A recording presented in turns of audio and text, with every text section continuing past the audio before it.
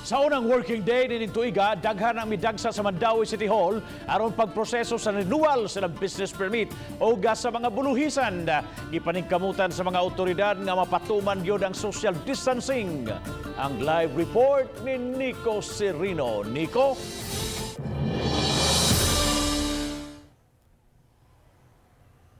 Yes, Bob, nag-abot-abot sa City Hall kini mga dunay transaksyon sa buluhisan o pag-asikaso sa ilang business permit. Mao nga hagit sa mga otoridad ang pagpatuman sa social distancing. Bidagsa ang mga miproseso sa bayronon sa real property tax sa Mandaue City Hall. Apan sa pagbunok sa uwan, nagpunsisok ang mga kliyente sa gamay nga tent nga nabutang sa dapit. Maong halos wala na masunod ang physical distancing. Dali hinuon nga gipadugangan og tolda ang dapit aron dili magdikit ang mga taxpayers ug mapatuman ang health protocol. Pag-aksyong dag-o, mga tao gi-move nila yung mga lingkuranan, so nagdasok sa tent, so nag-additional tent para ibalik na sa nato ang mga lingkuranan nato ikamada balik para ma-enforce ang social distancing. Hopefully dili na muuwan para dili magdasok. Gawa sa mga magbayad sa real property tax ug magkuha og sedula, gilauman sab ang pagdagsa sa mga tao nga moproseso sa business permit. Labi na karong panahon sa pandemya, electronic na ang pagproseso sa Mandaue ug ang bayad adto sa mga payment centers.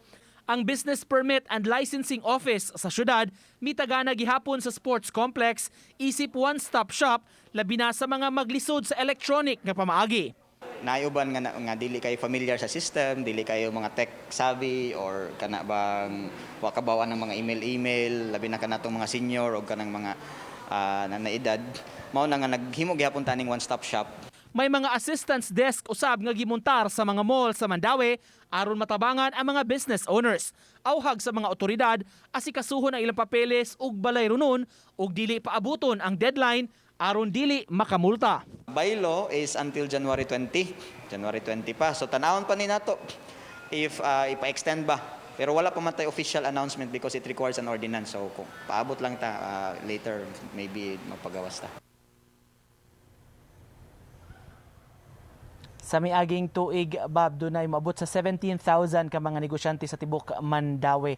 Kini pa ang tan-awon karong tuiga kon makibahangan ba kini epekto sa pandemya tungod kay gikinahanglan man kining mabayad sab nga buluhisan ning mga negosyante alang sa panudlanan unya sa gobyerno sa mga proyekto nga ipatuman. Bob? Daghang salamat, Nico Serino, sa imong live report.